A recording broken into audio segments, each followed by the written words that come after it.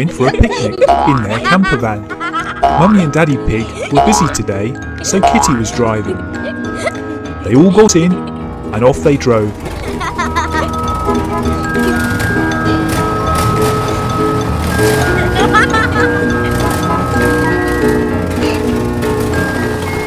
This seems like a good spot, said Kitty. I'm hungry, said George. Let's eat.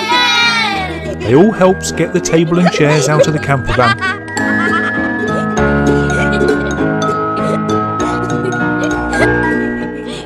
Where's George? Said Zoe. George had found the food, but the hamper was too heavy for him. Peppa took the hamper and brought it to the table. I'm really hungry now, said George. Peppa was just about to get the food out when they heard a train in the distance. Look, said Zoe. It's Thomas, Annie and Clarabelle. They all watched as Thomas went past. Come on, said George, the food. But they then heard another train. This time it was the Hello Kitty train, and on board was their friend Susie. They all waved. The food was now on the table, but at that precise moment it started to pour with rain. I don't mind wet food, said George. But the girls started packing it all away. George had a few problems with the table, but they still got everything packed away. What shall we do now? Said George. I really am very hungry.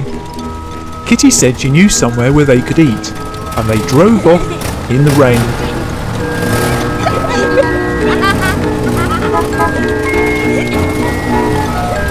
When they reached the cafe, they all saw the cakes in the window.